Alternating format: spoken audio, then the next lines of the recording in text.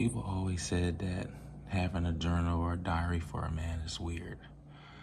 Uh, Me, I don't care because I'm real. I remember this Game of Thrones quote that said,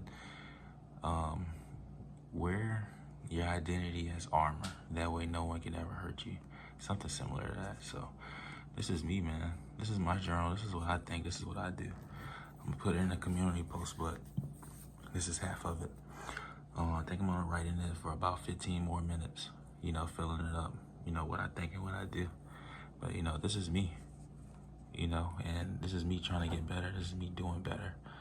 I'm discovering I'm more so of a empathetic person.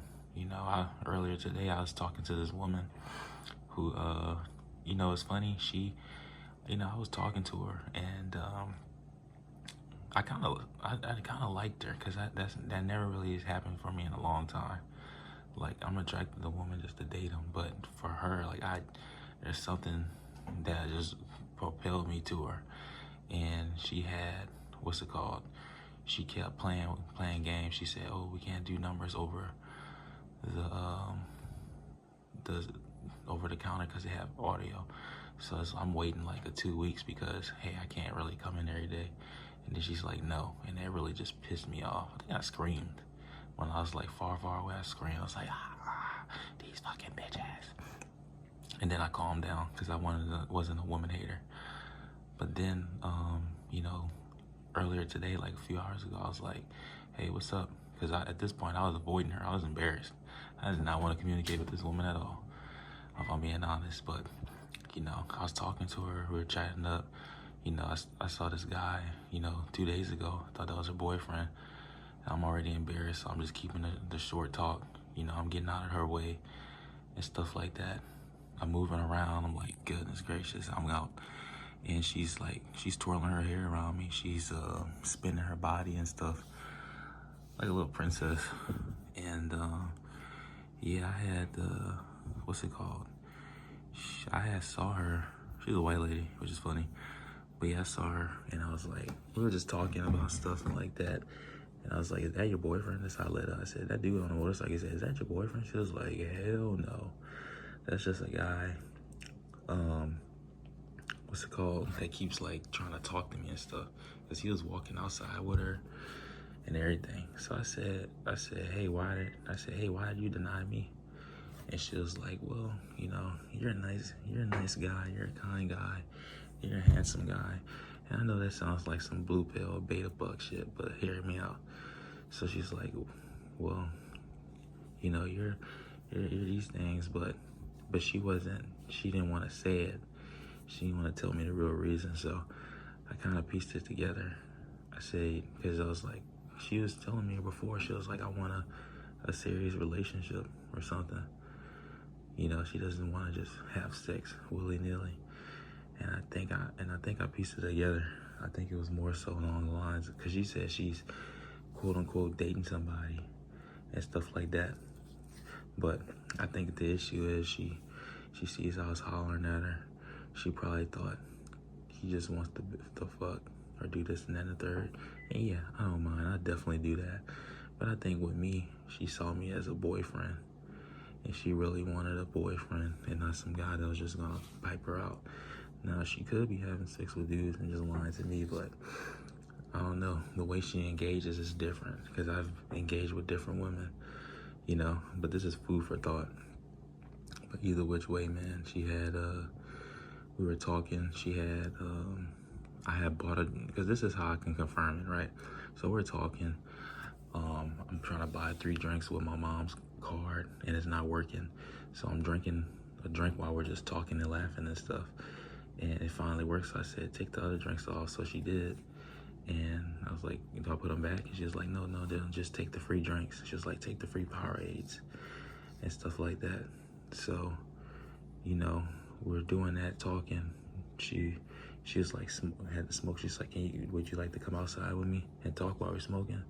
So we're talking and stuff like that. And she was telling me how, men are always trying to hit on her. And she is pretty, But I was telling my friend, because like our perception of like how we think men or women are attractive is based off of the city we're in and the state we're in too. Because I was talking to this young kid from New York, and he's like, the women in New York are like 20 times hot because they're like all over. So I said, okay, let me scale the numbers back. Because I was saying she's an 8 because of the women you see in here in Baton Rouge, Louisiana. You know, there's a lot of attractive women, but you can tell the difference. So I had, what's it called? So I said, okay, she's not really an 8 if you do globally, but she's a 7. She's a 7. If you were to look at her, she looks like one of those. She looks like one of those Game of Thrones women. Like the women in Game of Thrones have all the makeup because they're actresses. She looks like she'll be like some kind of like a wife of a lord or a knight or something. Not a queen. I ain't gonna get into that far. That's what she looks like a extra of a lord's. She's pretty. All right, let me stop. She's a 7. But yeah, she was telling me how guys always flirting with her. You know, I'm flirting with her too, so I'm just one of the other guys. But you know, I keep talking to her because I'm not in a rush to get anything out of her. So it's like kind of beating down on her. And I guess my spirit gave up that, hey, I just want to bang. And she was like, nah. But back to the present tense, man. She was like, yeah, you know, well, no, I put 2 and 2 together, and I was like, yeah, she probably wants me exclusively. You know what I'm saying? She's probably somebody I can like really get if I put in the time, you know, over time. Because she's like, hey, I was like, do you drink? Do you want to go out and drink? She's like, no, I smoke though. I was like, okay, I think I can get you something if you want to smoke, and I can just talk to you and stuff like that. So she was like, yeah, you know, she was like, yeah. And keep in mind, she's got some guy she's so-called talking to, but she's giving me her number. You know what I'm saying? And I only got a month with her. I told her, I said, hey, I don't really got that much time. I only got a month. So, you know, I feel like she's kind of the kind of woman that'll be your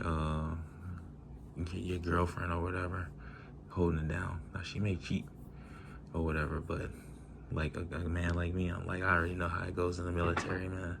You leave these women behind because some women are like leeches, man. Like they're in a good way. Like they need their man in the city. He can't be a state away. Like if he's gone for a few weeks, well, not even a few weeks. If he's gone for months, she's definitely cheating because she's lonely. And this is how I think she is too. Like a man like me, she'll need me around. Like I have to be around. Like I can't be gone more than 2 weeks. You know what I'm saying? Maybe I'm over exaggerating. Nah, I don't think so. But yeah, man, like, you know, as a empath, man, I was able to break this woman down. You know, I was able to see like, hey, what the problems were, what are the solutions, you know. So I was like, hey, let's do a reset. And she's like, yeah, you know, smiling and shit. Cause she was doing stuff she never did before. Like she was like like showing me her cheekbones and like showing me her eyes and then the size of her face and stuff. And she kept twirling her hair behind her ear, and she kept moving her bra on her chest in front of me. You know, like kind of opening her shirt and like closing it to fix it. You know, just little telltale signs and stuff like that. You know, but you know, I'm just gonna play it slow, man. You know, I'm not really worried about that stuff anyway. She's cool. I think I'll take her as a girlfriend. You know, if I like somebody, I'll take them. I don't have to have a rotational woman or any of that shit. You know, but I'm working out, man. You know, I worked out today, push-ups. You know, later in the afternoon, I'm gonna be doing running. I'm gonna do like a mile of running because I can run half a mile straight with the runner's high, breathing through the nose, in and out, and stuff like that. But you know, I'm planning on getting it in and doing it big. I joined the Navy in a month, so I'm just gonna build rapport with her, and you know, depending on what I can do, because I have to with the Navy, I have to have meetings and I have to study all this stuff, like the documents and stuff. So it's a trip.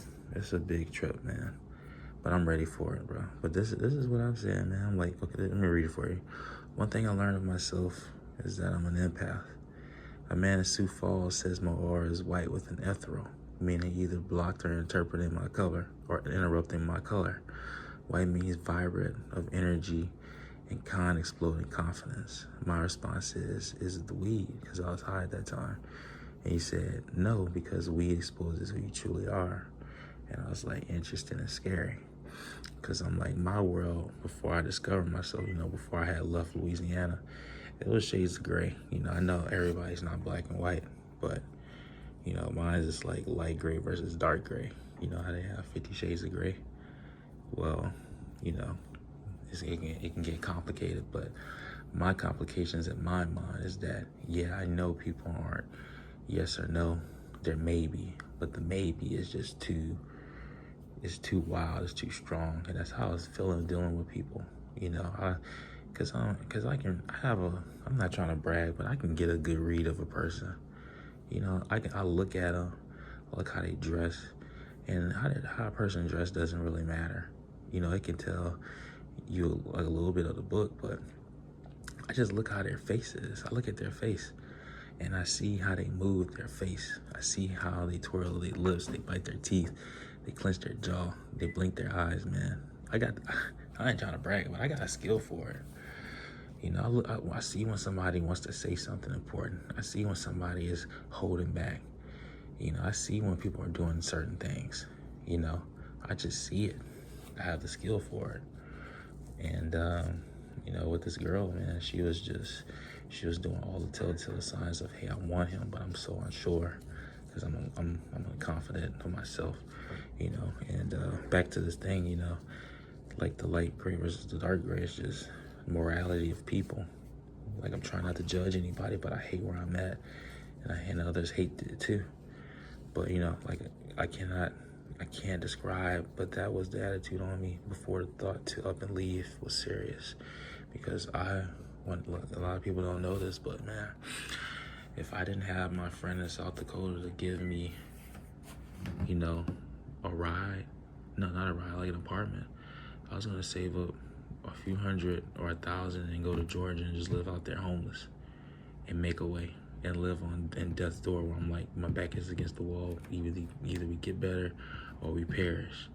Because I knew staying here in Baton Rouge, Louisiana was gonna make me a weak man. I knew it was gonna make me a weak man if I stayed here in comfort.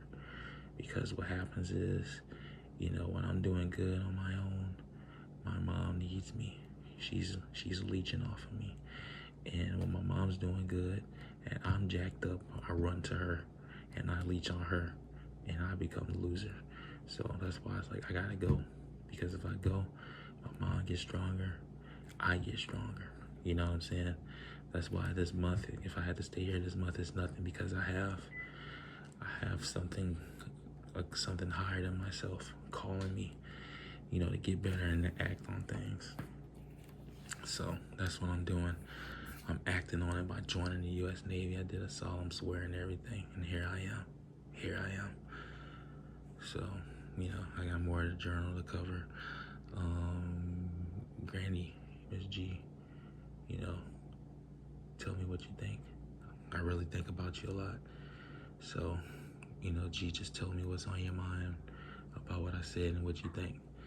Because I think that only thing that's like, I think the ethereal is about my whole vibrancy is just that I'm not in shape. That's pretty much it. I think the physical is limiting my spiritual, because it's like my mental is strong, but if the physical is just blocking my spiritual from taking over my whole body, because the spirit takes over the mind and the mind takes over the body, so all right, that's enough out of me. I'm getting too spiritual with this. Holla at your boy.